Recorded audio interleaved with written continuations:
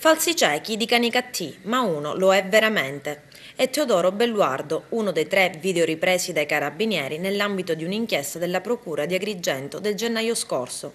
Dopo 3 mesi l'uomo ha ottenuto il dissequestro dei suoi beni per un valore di 47.000 euro, finiti sotto sigilli proprio all'indomani del blitz.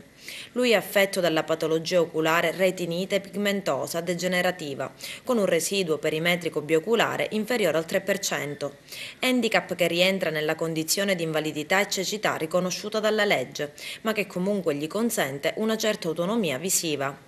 L'uomo si è rivolto ed è stato difeso dall'associazione Unione Ciechi d'Europa, seguito dal legale agrigentino Rossana Piscopo, che ha dimostrato la sussistenza della patologia sottoponendo il suo assistito lo scorso 23 marzo ad una visita medico-legale, disposta dal PM effettuata da Claudio Allia. Belluardo faceva parte delle 3 persone, 2 uomini e una donna, dai 55 ai 60 anni, denunciati dai carabinieri della Procura per truffe ai danni dello Stato. I 3 per anni hanno goduto della pensione di invalidità, ma anche delle indennità di accompagnamento per un valore di 150.000 euro. Dopo mesi di indagini e accertamenti INPS, ma anche dopo pedinamenti e videoregistrazioni, i 3 sono stati immortalati mentre facevano la spesa in un centro commerciale, leggevano le informazioni sulle scatole dei prodotti da acquistare